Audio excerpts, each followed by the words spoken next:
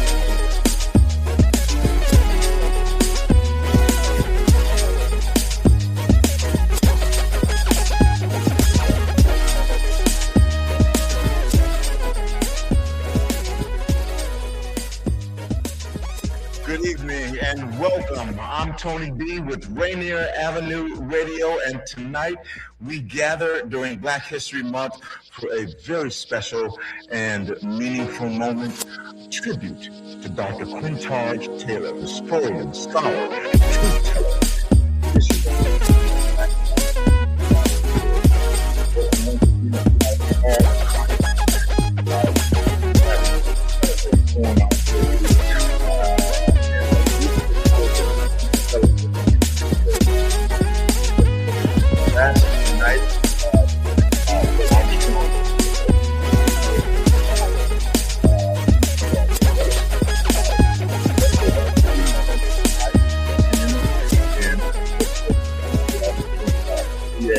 In August, it was just incredible information on Blacks and the migration of Blacks to Kitsap County and from Kitsap County to all over the Northwest. So this is information that we give you every year that you cannot find anywhere else, that should be readily available and secure.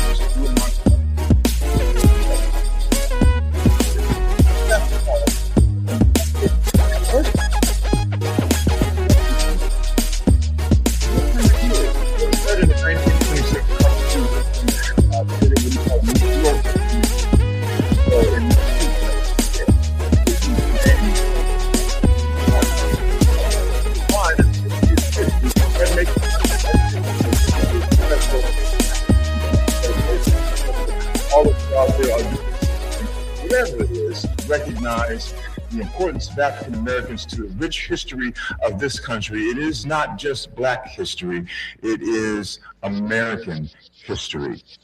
Tomorrow we'll have Mr. Jim Tharp here. He'll be talking about his Hartsfield enslaved court collection. If you're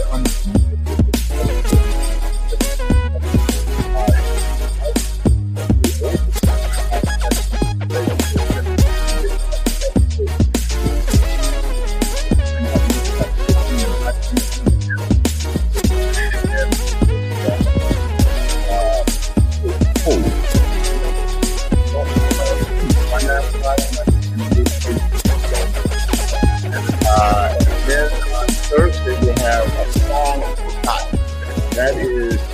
written and produced by Absalom Ibrahim, a local playwright and actor, and that'll be here on Thursday. And all of these events are free. It's something that we enjoy doing for Black History Month. And then on Saturday, we'll have our grand opening. During the grand opening, that starts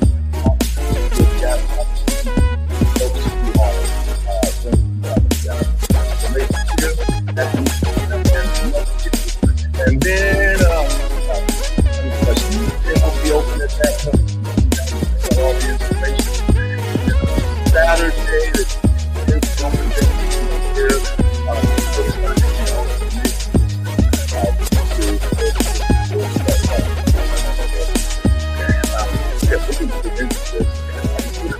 tell you about my own personal experience with Dr. Quintard Taylor.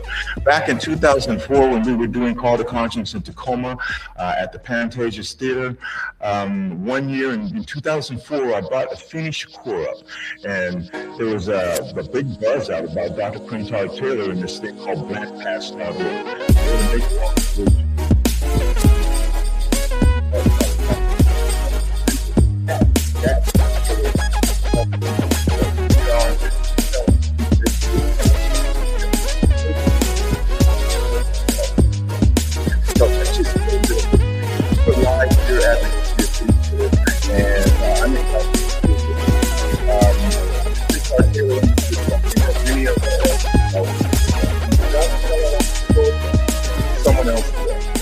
And they'll get it wrong.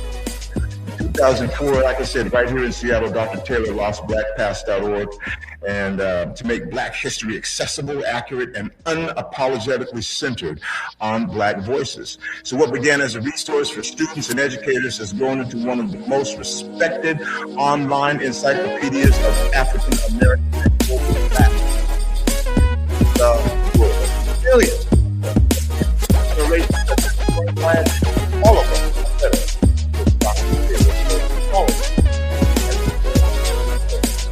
Tonight we honor that legend, not just the man, but the movement he built. We're honored to be joined by he carries that torch forward and to educate, inspire, and empower future generations. Thank you for your work. This tribute also connects directly to what we're building in Seattle. As we celebrate Black History Month, we are proud to announce once again the grand opening of the 2026 Call to Conscience Museum, a living, breathing space dedicated to preserving Black history. Right here in our Black past, Call to Conscience to our stories, our race, for God.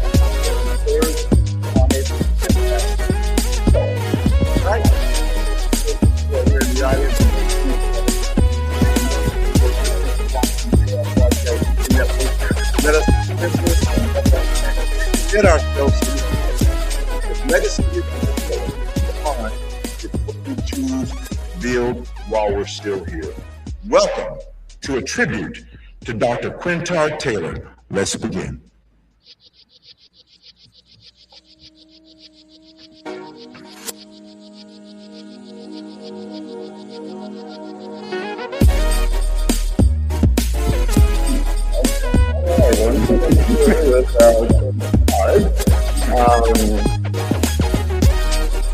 The man behind BlackPast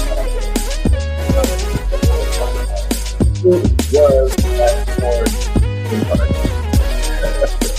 You want me to go all the way back to the beginning?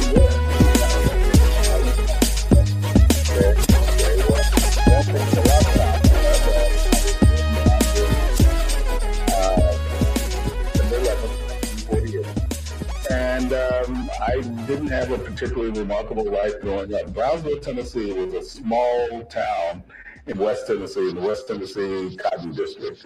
They now call it, part of the Delta area of Tennessee. And, I the son of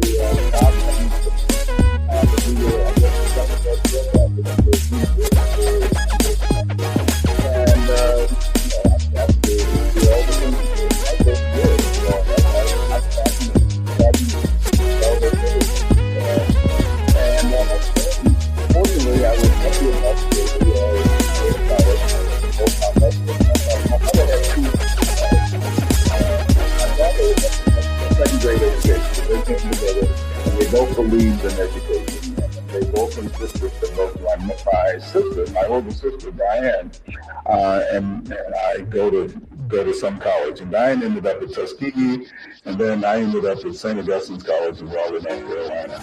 And what was your major? I majored in, yeah, it's interesting. I majored in history, and I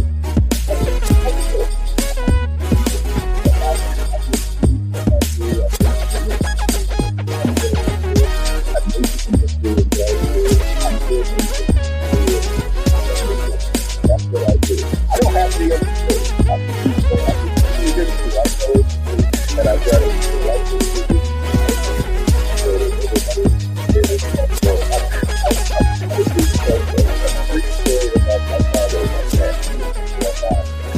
and it's a story that really, really inspired me. I think I was probably 9 or 10 years old, and I was helping my father dig holes for planting trees in the backyard, our backyard. And there are a couple of incidents that happened. Number one, I said to my dad, because it was hot, I was doing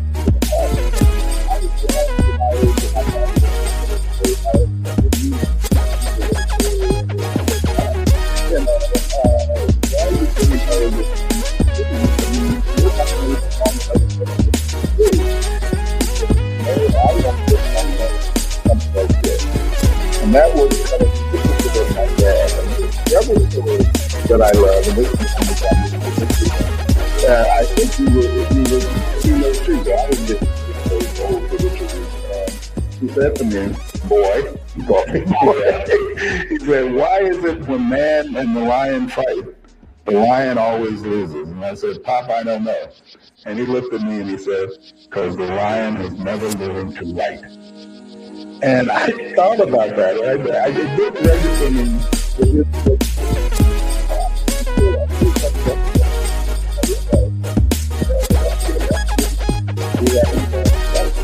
We haven't, because black people don't like the story, don't control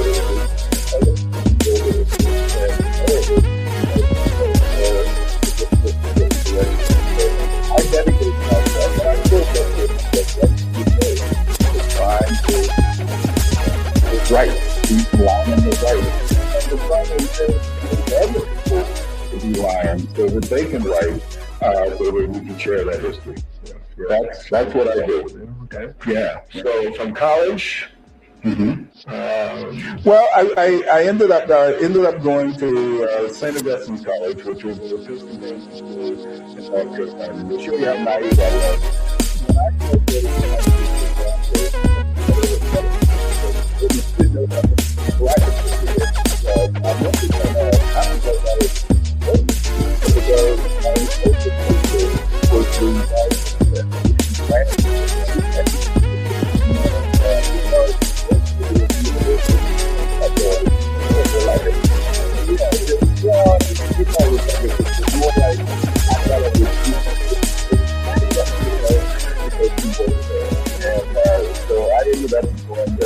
I ended up working in the food service area, working for her for a brief time, and then she moved on. She left, and I stayed, and I graduated from St. Aug in 1969. I went in 1969. I graduated in 1969, and those things.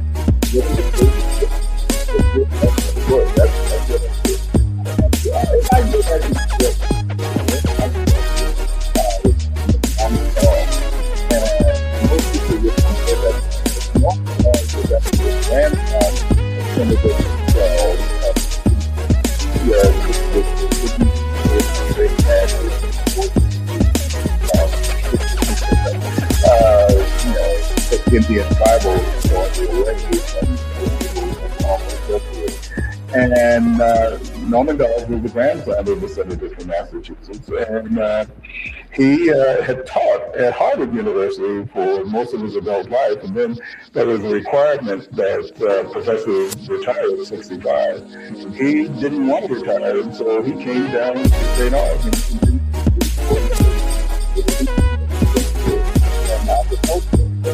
Where I am, I was in a small town in Boston, going to the family grad school.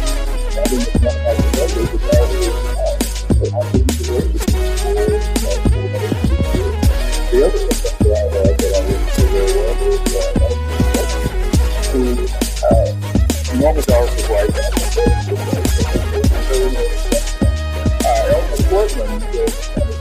an old abolitionist tradition. He went to Oberlin College, then he went to Columbia, and then he decided that he wanted to come and spend his life, his career, teaching at a black institution. And so I was really inspired by those two folks. They taught history, and I learned history. I focused on African American history. Well, I let me clarify that. I don't know if I focused on African history. I didn't actually take African American history. They didn't have one until the last year that I was in college. So we have the idea that black students were president. No.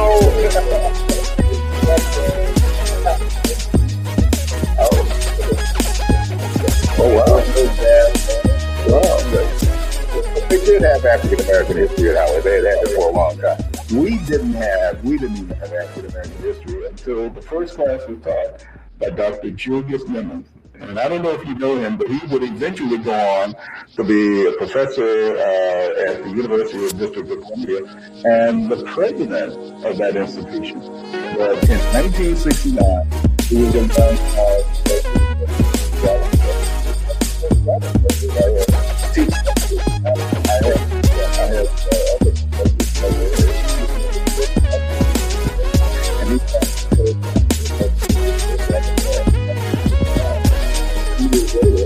I was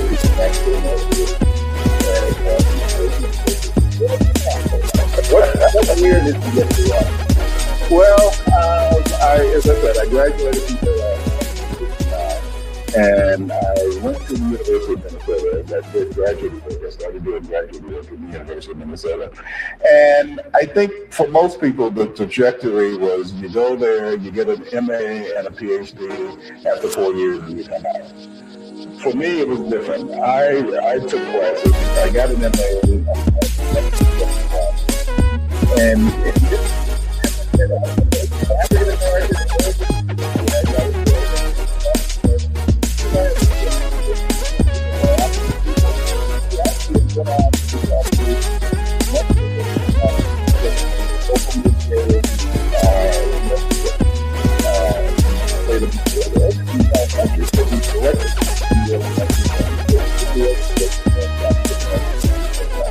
Anyway, the long story short, I decided after 2 years that I wanted to get out and do some teaching and do some other things, and that I would come back to Minnesota after a year. I would complete the doctorate after a year. What happened was that I came to a place called Pullman, Washington. I started teaching in the voluntary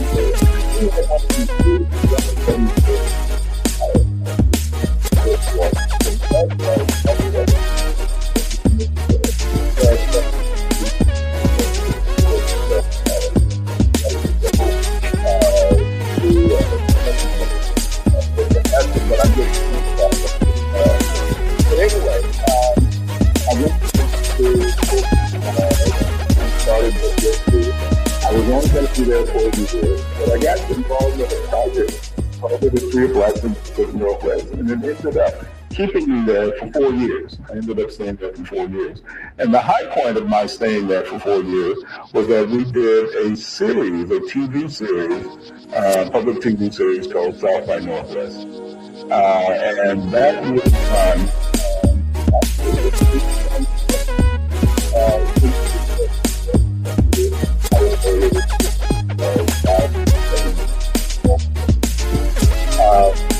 If you go to Black you can actually do it. I'm not sure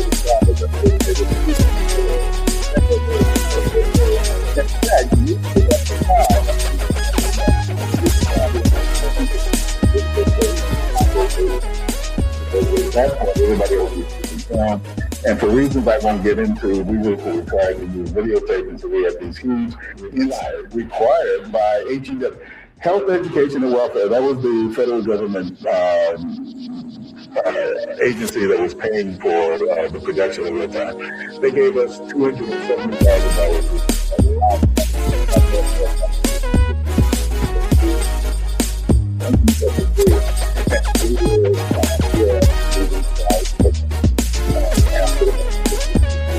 And it worked out well.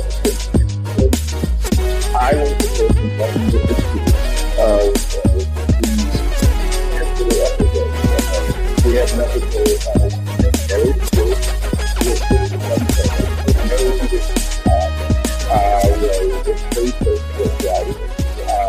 and quite a character in Cascade, Montana. She was sort of discovered in the 1950s by Gary Cooper, who came from Cascade, and he actually remembered meeting her. And so we had Esther Rowe, who was from Good Times, played Mary Fields in our documentary. We had another episode on Black Catholic.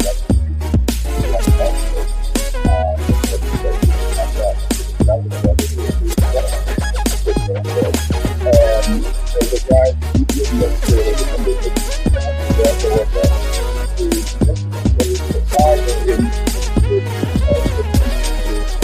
and in fact, the director of photography for True was not Alphonse Warbeck in the early 1970s. Hopefully we have that freeze moment. Joe Wilcox. Joe Wilcox was legendary in Hollywood at that particular time. As, a black man working behind the camera. We had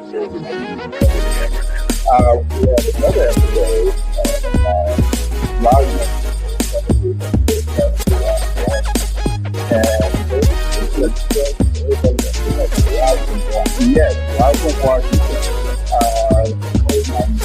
And Bernie who brought black coal miners up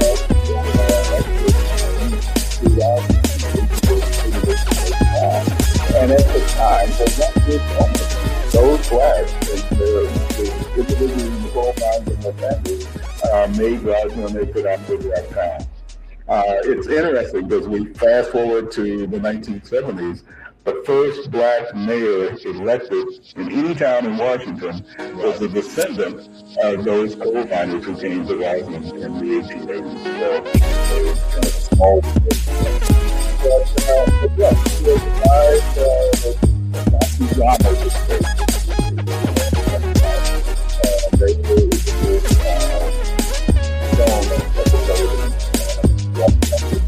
was there a tie at all with not at that time, not at that time. All of the actually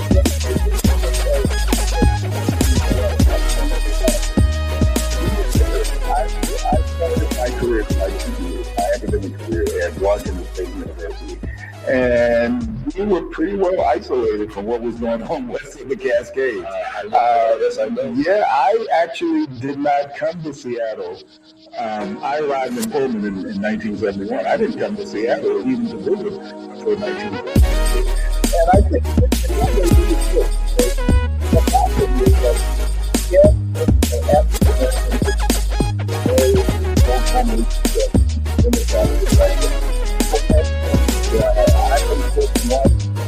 and one of the people that went to family in they already did that still owns an entire valley 30 miles north of Pullman. Imagine a black family owning, 3,000 acres of land north of Pullman, Washington. And there were other black families in the area as well. As a matter of fact, I think we interviewed a number of African Americans in places like northern Idaho, eastern Washington, even northeastern Oregon before we ever set foot in either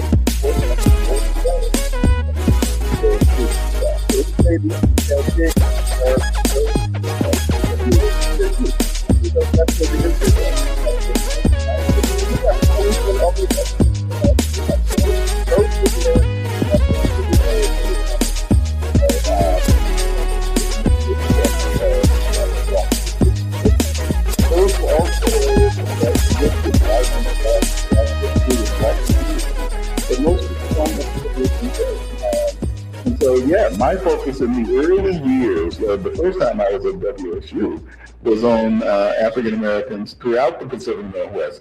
I think had I come, I'll speculate here, Clyde, if I had come to Seattle, I would have been Seattle-centric. I would have said, okay, I'm going to study Black history of Seattle. Eventually I did.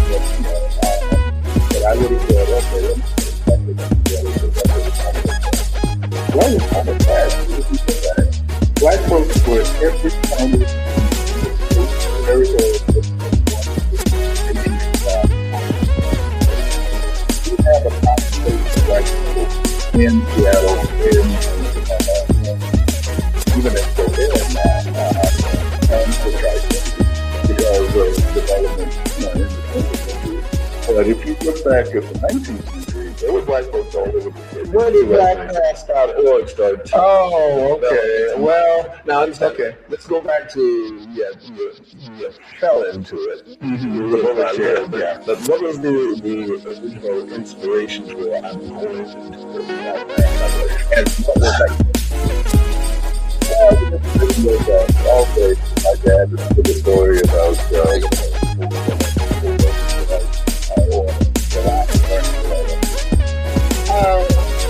it was also the sense that I got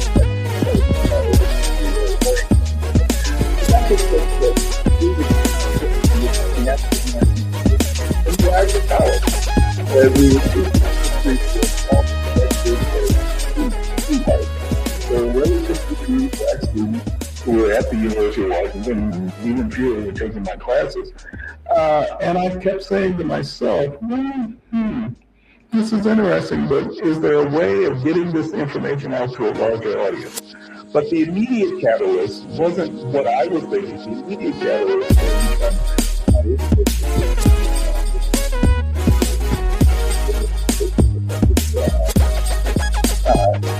George Hamlin. And he was an older guy. He was actually a lawyer. George Hamlin noticed that I was teaching popular history, and he noticed that I was out of bounds.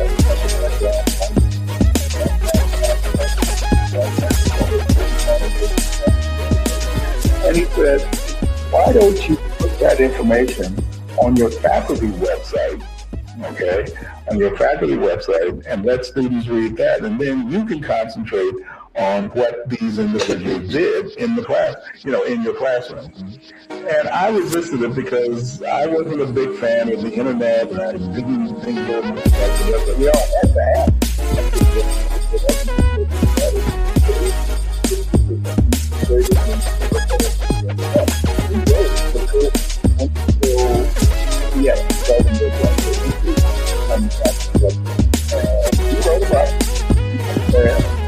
I pretty well forgot about it. And so that's really happened. I got a young lady, and it was clear from the way she was in high school, not in college. And she said, I have these questions about African American history, 10 questions about African American history, and I'd like for you to answer them. And I immediately wrote it back and I said, I'm not going to answer 10 questions via email. Why don't you come into my office and we can talk about it? Thinking that she was a high school student who could come over to the university during my office hours. And I didn't hear from her for about 24 hours, even 48 hours. And she wrote back and said, I can't I live in DC. And that moment that I realized really the value of that.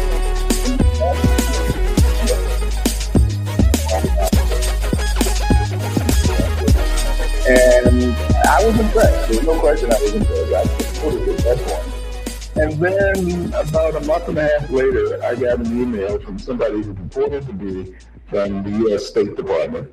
And he said, we know about your faculty website. There are people in Russia, in Siberia, who are interested in your website. We'd like to send you to Siberia.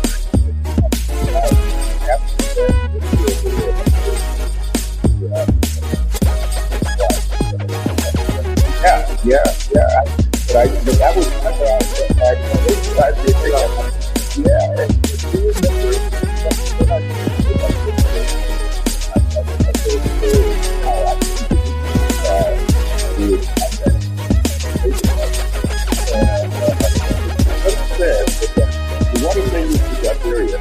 give us your social security number bank account. I'm pretty suspicious of that point, man. And then I thought, well, if he's really telling the truth, I'm missing a golden opportunity. And so I did some checking. I checked with a guy who knew somebody in the FBI. The FBI checked this guy out in the State Department. He was a gentleman. And so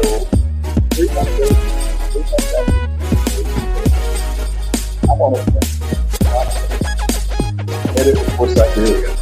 I mean, it was the weirdest thing that I ever experienced in my life. And for 15 days, I It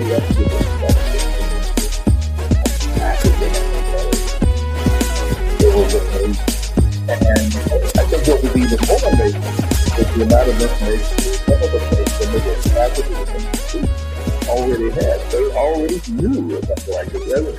In fact, I remember one time telling somebody that I was from the Pacific Northwest, and at one time Russia had claimed this area, and a young lady, a young Russian student said, yes, and we want it back.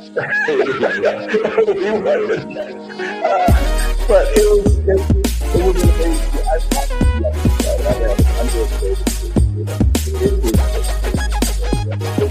Where I am, with a Russian translator, you're taking the concept during the day. I've heard about this all my life. Live, everything, and almost Russia places that most Russians, and I'm lecturing them. And it was after that experience for 15 days that I came back. I told the State Department people, I don't mind going to Siberia, make sure you bring me back. I came back, and at that point I said, we've got to create a dedicated website to present this African American history to the entire world. Because of what happened with the woman I realized that we have to tell our story. We can no longer say, oh, we want to do African American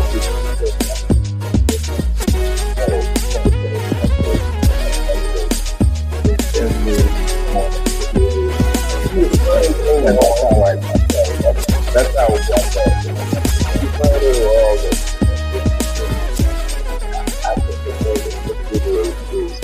More desired outside of African Americans. Absolutely. Not just more desired outside of African Americans, but more desired outside of America. Exactly. And I'll tell you why. And I didn't realize this until I started lecturing in Nigeria. Well, I got a glimpse of this when I was in Nigeria, but I got it more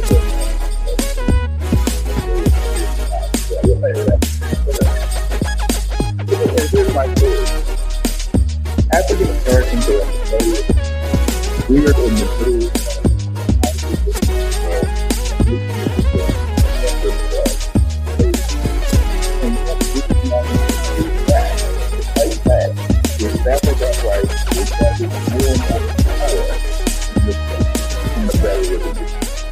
People around the world aren't all over that because they don't have, or at least they don't think they have, the ability to do the same thing. I mean, one of the slides that I used to show, I'm going far afield here, but one of the slides that I used to show in my world history class was a Chinese guy at Tiananmen Square. Remember Tiananmen Square in 1989? He's facing outward 19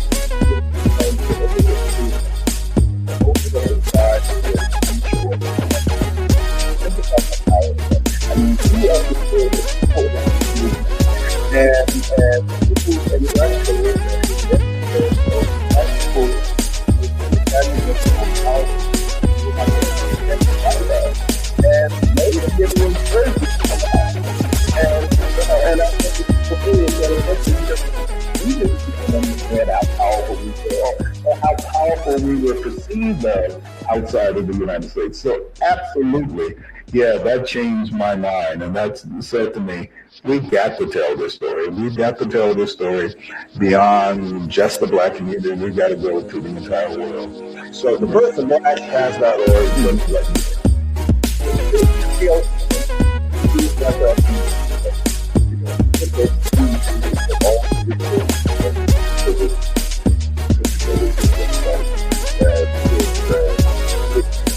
African American history primarily, but it's global. So people from the very beginning, that we have looked at one that go around the world, so that would be acceptable to everybody in the world. We need some very because we wanted to do African American history, but we wanted to tie that African American history to what we call global Africa. And what I mean by global Africa is not just the African continent, but every place in the world that has Black folks or has had Black folks.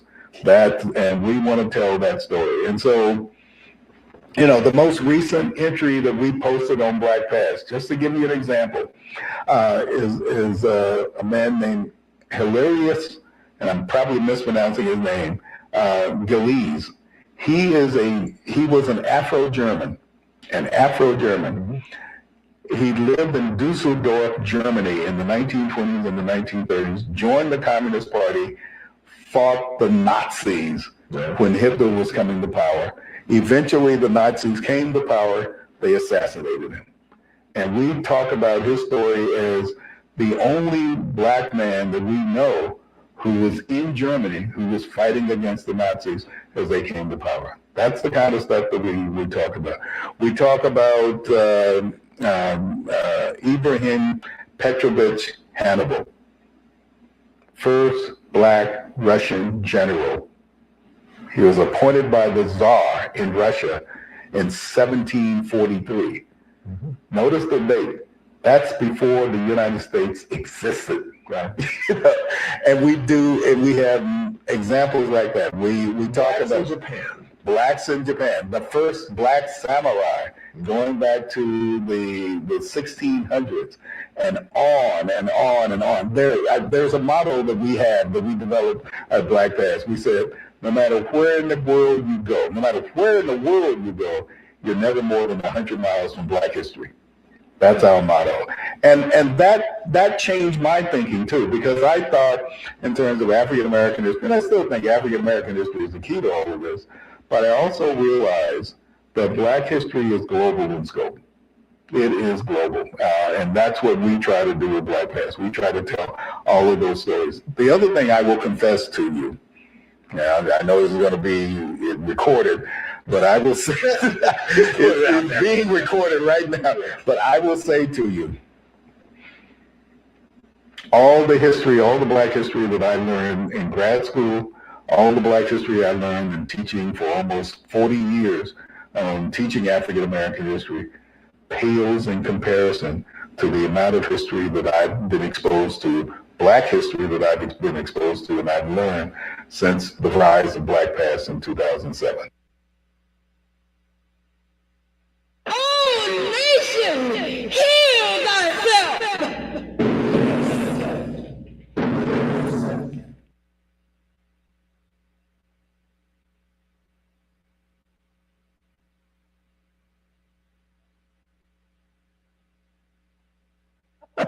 How about a round of applause?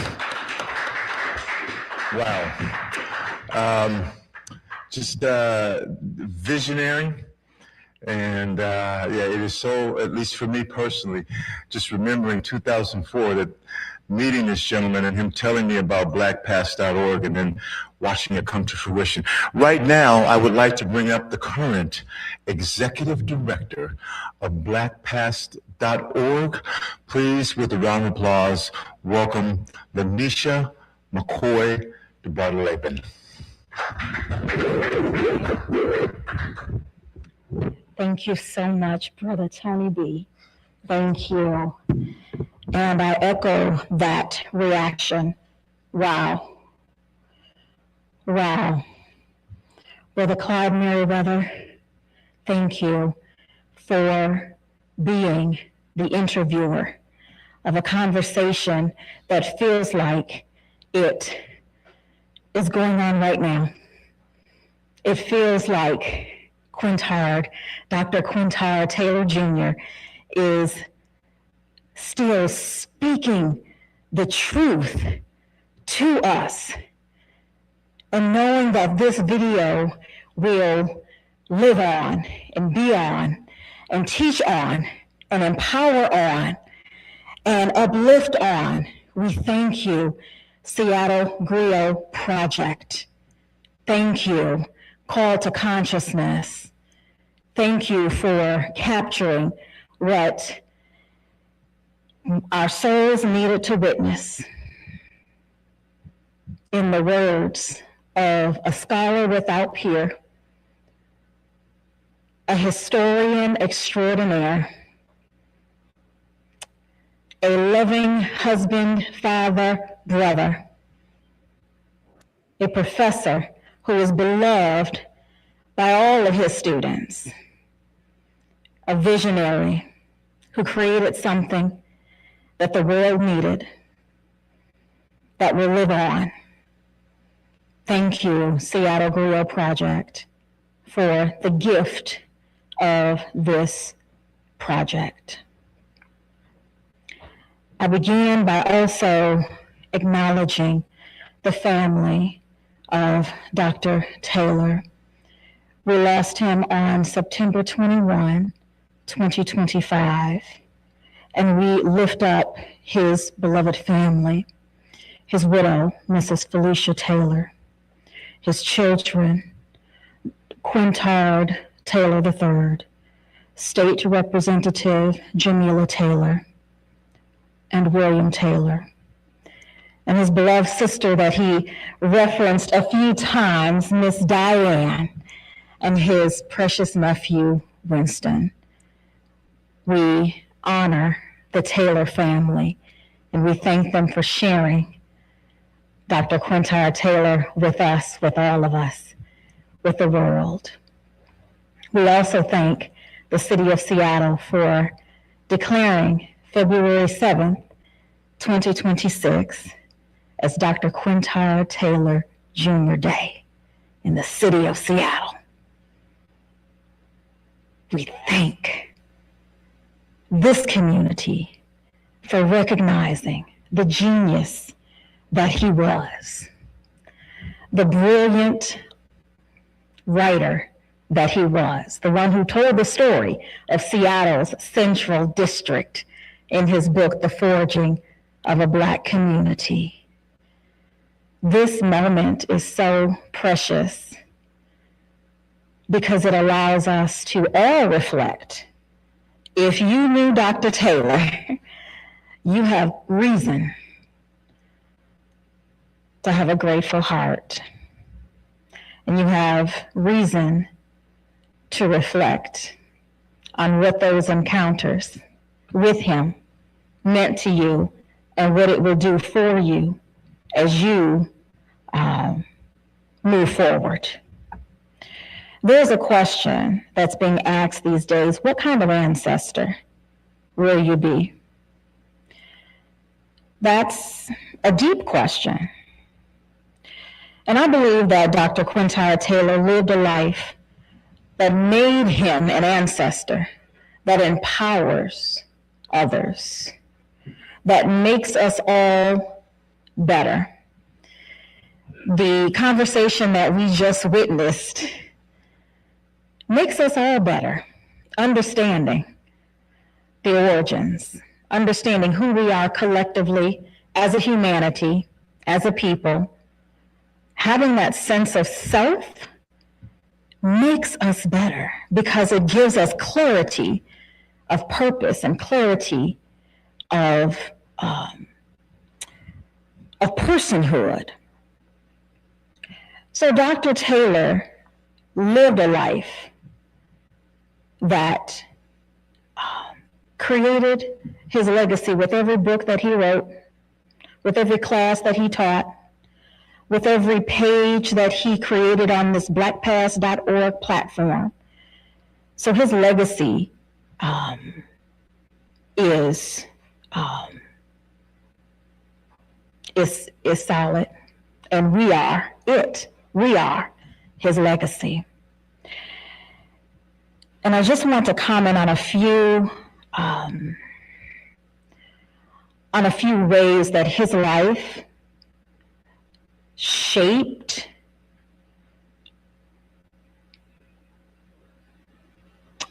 the greater good of all of us.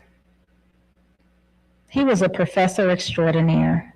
He mentored entire generations of historians, including the first African-American chief historian of the United States. That was one of his former students. Our local historians like Dr. Dottie Abe, who's teaching at Seattle Central, one of Dr. Taylor's proteges. Dr. Quinita Cobbins-Monica, who is the current board vice president of blackpast.org, one of his proteges. Dr. Saeed, who is teaching African American Studies at Seattle University, one of Dr. Taylor's proteges. So he poured into entire generations of historians who learned the craft from Dr. Taylor. And as I mentioned, Dr. Quintard Taylor, I do want to also acknowledge all of the board of directors of blackpaths.org who are lifting up this mission and carrying forth the vision. Our board chair, Doug Bender, Dr. Quintard, the vice president, Doug Bender, the president, and all of the board members, most of who were handpicked by Dr. Taylor because they saw the vision, they believed in it, and they are working tirelessly to carry it forward. Dr. Taylor was a highly respected colleague among other historians. He mentioned teaching at Washington State University. He taught at the University of Oregon. And of course, he taught at the University of Washington. He taught those wonderful Huskies, and he was beloved by his colleagues. There's a room, a seminar room, named in his honor, the Dr. Quintard Taylor Jr. Seminar Room in the History Department at the University of Washington. He carried one of the most distinguished professorial titles in the university. He was highly respected. He was a scholar of the highest skills. He was a Fulbright scholar. It is not easy to be named a Fulbright scholar. His brilliance paved the way. But his brilliance was matched with his sense of absolute humility. He was an author that was nominated for a Pulitzer Prize. So his skills were of the best of the best. But I think what was most moving about Dr. Taylor's life and career as a public historian was that he believed that everybody could write history. And he believed that everybody, you and you and you and everybody could be trained to tell these stories that needed to be told.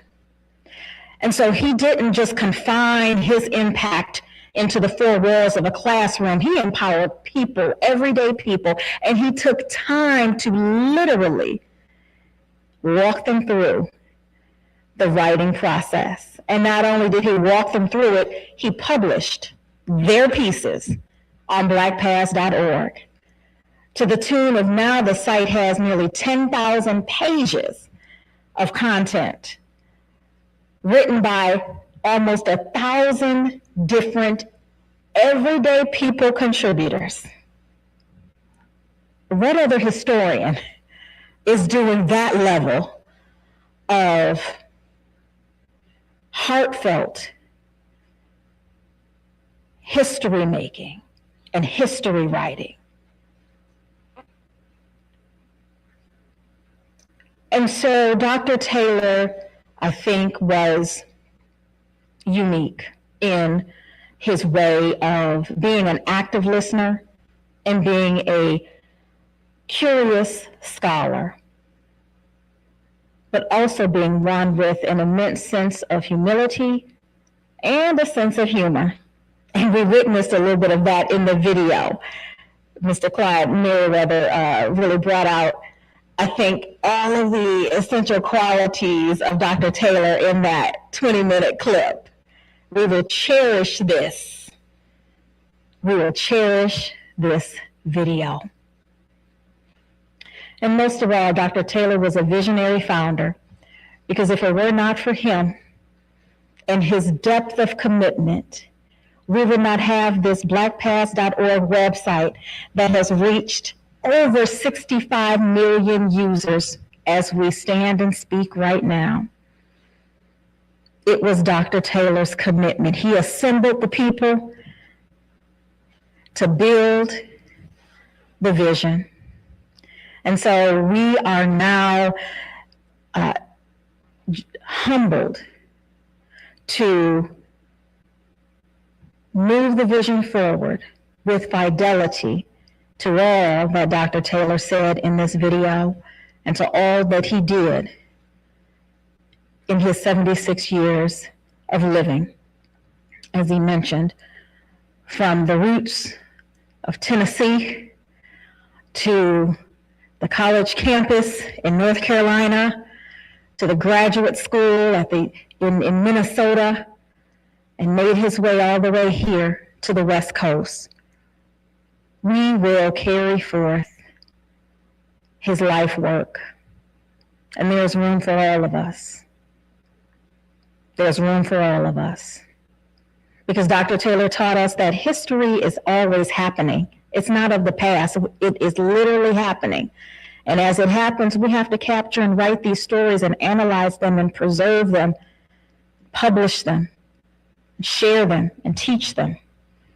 And so there's room for all of us in this blackpast.org work. As we prepare to take questions and comments and reflections about the life, the leadership, the legacy of Dr. Taylor, we lift up the 6 strategic goals that Dr. Taylor and the Black Past Board of Directors crafted for this moment, for this historic moment that we are in 2026. They charted a way for us to focus on these 6 strategic priorities. And one is to build the technological capability and capacity of this site. BlackPass is a one-of-a-kind resource. It's an educational resource. And we are living in a technological age. And BlackPass is the site where people can go to find accurate, accessible, free, ungated information about African American and global Black history. There is nothing else quite like BlackPast. And so it's striving to be a clearinghouse for resources on African American and global Black history. It's striving to gain visibility and have a brand presence, and to be a preeminent resource, one that every teacher in every classroom and every student that they teach will know about it, utilize it, and contribute to it. That teachers write entries, that students write entries. So this is a resource that truly is of the people, by the people, and for the people. BlackPast is also aware that Black history is not just in classrooms, but it's on social media. And so we're striving to leverage social media and to be where people are. Where they are, BlackPast wants to be. And then lastly, that financial sustainability. Ensuring that what Dr. Taylor created in 2007, when it went on live on February 1, 2007, with at that time about 100 entries, and it has grown to now 10,000 pages with 65 million users. It's a resource that requires investment. And so as I conclude, just want to bring to your attention that the Board of Directors has launched on February 7 a campaign called In Defense of Black History. Because if we don't defend Black history in these times, who will?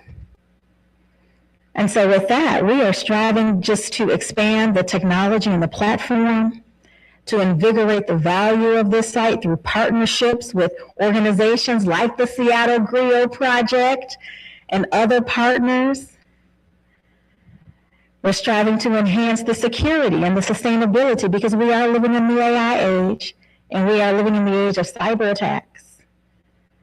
And sites like Black Pass need to be protected because it is protecting Black history. So we have to protect the protectors of Black history.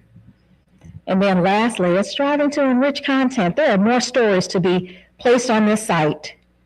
We're striving to write 500 more entries during this campaign. There are stories that have been untold that need to be placed on this site. You all can think of people and events that are happening literally right now that are impacting African Americans and global African diasporic people. Those stories need to be on the site. Today's events become tomorrow's history, and we have to capture it. And so Black Pass is the resource. It is the community. It is the movement that's doing all of that. So again, we thank you for honoring our beloved founder, our inspiration, our friend, our mentor, our guiding light. We thank you. Call to Consciousness, Seattle Griot Project. Those of you who are tuned in, those of you who are here, thank you.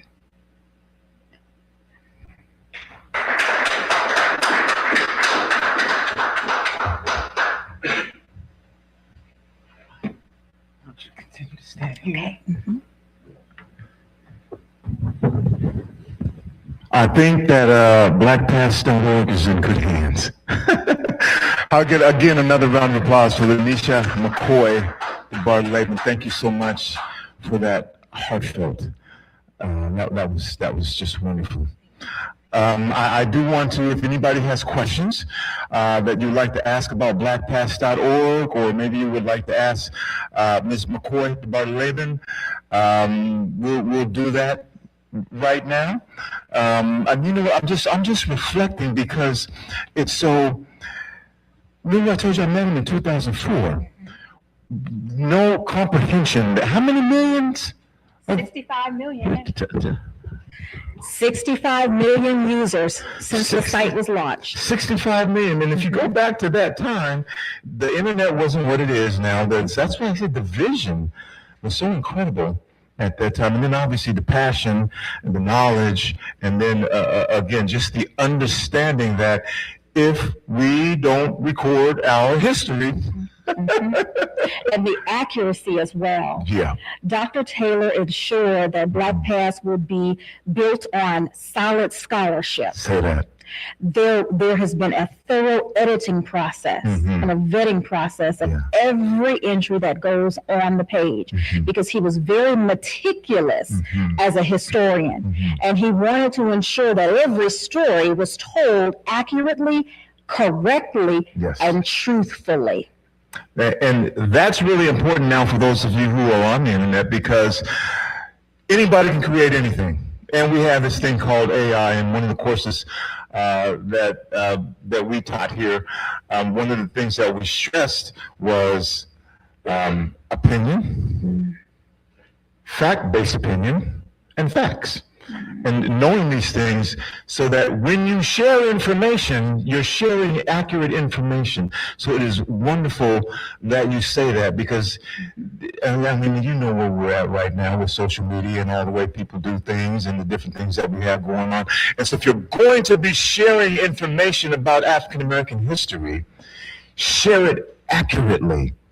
And I have had folks share African American history with me that was not accurate. Anyway. Yes, tell it right. Tell it correctly. So does anybody have any, I can't really see out there. You are, the light is blind. Any questions or anybody? want to say anything? Would you mind coming up here? If you don't want to, you can stay down here, but I'd like you to come up and, would you mind coming up?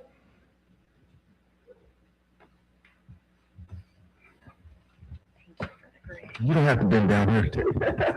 All right. Thank you very much. Gregory Davis is the name. And would you agree this was top shelf, best effort that I've experienced? So proud of you, and thank you. I'm really interested in your personal relationship. And what was the funniest thing that you may have experienced together with Dr. Quintard Taylor? Thank you so much, Brother Greg Davis, for that question. So thoughtful, always. You know, Dr. Quintard Taylor was a mentor to me. I came to Seattle in 2017 and was working within African American historical institutions. And Dr. Taylor was one of the first people that I met, and was one of the first people that I began to go out to lunch with to talk about blackpast.org, because he was always trying to recruit people to write entries for blackpast.org. If you spent enough time with him, he would have probably been asking you or convincing you, which entry do you want to write about? And so he was inviting me to write entries, but we also worked together in a variety of ways through historical collaboration that we created when COVID closed the doors to so many institutions. Dr. Taylor and an alliance, colleagues of us, we all created an alliance to ensure that Black historic preservation will continue to be active and be activated, even when COVID closed the doors of museums and historic institutions and so forth. And so he took me under his wings and mentored me, because upon coming to Seattle, I enrolled in the University of Washington's PhD program, focusing on the African American educational history.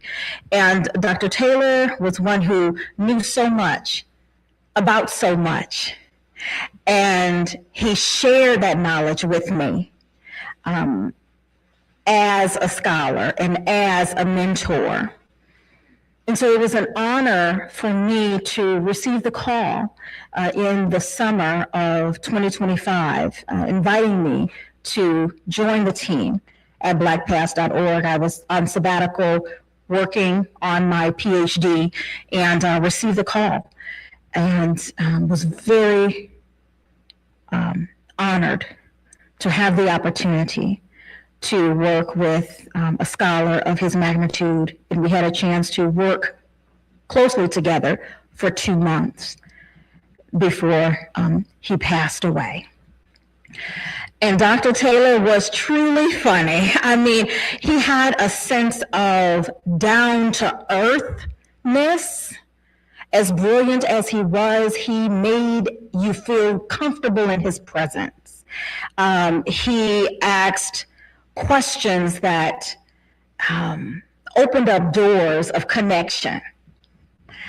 And so I would say some of the funniest things that he would talk about was really rooted in his growing up years, in Tennessee, and his ability to make sense of that in a way that helps us to understand who he was, but also who we are as a people as well. It was as he was born into Black history, and he was born to be a Black historian, and he was able to bring humor, but also depth of thought to that experience. Thank you, Brother Greg, for asking that question. All right, do we have any other? I can't see out there because of this light, so if you have questions, and then I'm going to go ahead and close. But if anybody has any questions, You happy to take those? All right. Oh, okay, come on up. I don't really, can I ask you a question without being on camera? You can be off camera, but would you come down here to the front so we can get you on the microphone? Oh, yes, definitely.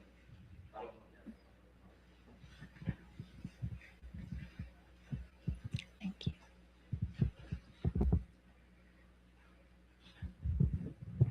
First of all, I'd like to thank you for coming and sharing some of this beautiful Black history in Columbia City, and wishing you and the descendants of the slaves and the founder of the doctor joy, comfort, and security. Recently, I've been self-surveying the Black community about desegregating data with the Black American community. And I know, for example, in Seattle, they do not desegregate the data. They put anybody with Black skin all in one batch. I would like to recruit you, or just have your opinion. It could be a different discussion later. How do you feel about desegregating data? Because we're not a monolithic people.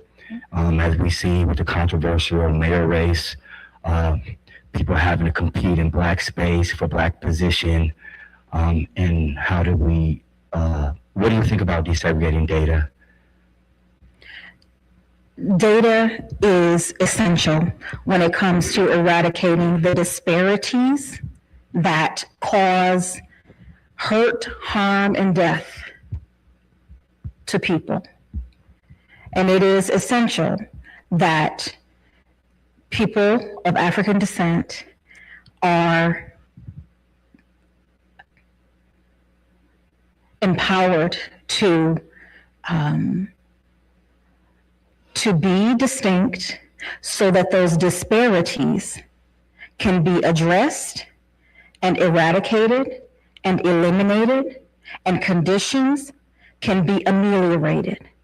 And so let's talk, and let's support your efforts in ensuring that the current communities that blackpaths.org is writing about, we're writing about it historically, but we have current conditions that require advocacy and that require activism. And it's a continuity, because the hurt and the harms and the death has been ongoing. And what we can do together to eliminate, to minimize and eliminate. The time is now, and the conditions are urgent, and that data matters. It matters.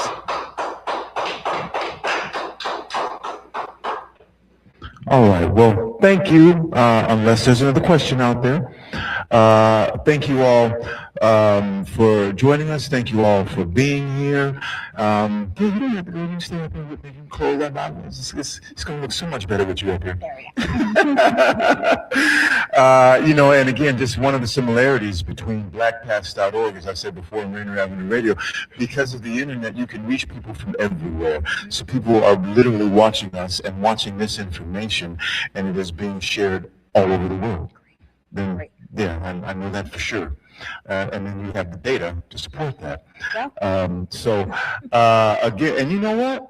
You're so good at this. I'm gonna recruit you too. You need to do a radio show for Black Pastor on Rainier Avenue Radio. Share some of this information. Bring it on. We'll be here, definitely, for the people and for the history. All right. Thank you, everyone. Again, I want to remind you that this is part of Call to Conscience this year. Call to Conscience, we have 3 events that we've been offering. Tomorrow, we'll be here with Jim Tharp and the Hartsfield Enslaved Quote Collection. Then on Thursday, we'll have a Song Forgotten, Songs of the Forgotten with local playwright. And this is an original play that has been written and will be performed by Arsalan Ibrahim.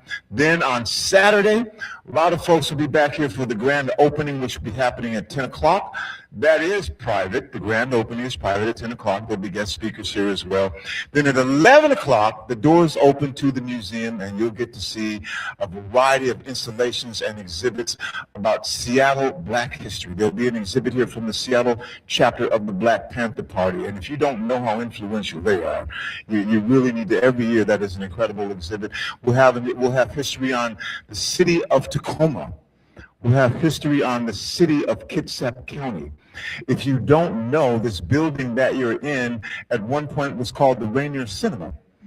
And in the late 60s and early 70s, it was the only place you could go to watch what we call black and kung fu films. And we are going to have authentic posters, black movie posters, from that era here. So many things going on. You just come back and take part in the museum. The museum will open up on the 14th. And then on the 21st at noon, Elmer Dixon of the Seattle Black Panther Party will be here to do a book signing and share a lecture, and then also Mayor Wilson will be here to give some words to us as well on Call to Conscience, Black History Month, and I'm hoping the importance of making sure that Black history is something that in the city of Seattle is considered important and relevant, and if they don't document it, we will document it. For sure. We will. We always will. Yeah, we will, because it's our responsibility. Yes, it's up to us. Yeah, and that's just what it is. And as we close tonight, we do so with deep gratitude for the life and legacy of Dr. Quintard Taylor. Because of his vision, millions around the world now have access to Black history that was once ignored, erased, or overlooked. BlackPast.org is more than a website. It's a living archive, a classroom without walls, and a gift to future generations. Dr. Taylor reminded us that history matters, that truth matters, and that our stories deserve to be told by us and preserved by us. His work didn't just document the past, it empowered the present and protected the future. And as we move forward with the Call to Conscience Museum, we do so standing on his shoulders, committed to telling our stories, honoring our elders, and preserving our legacy. Let us not just remember Dr. Taylor, but continue his work. Thank you, and may his legacy live on. Thank you.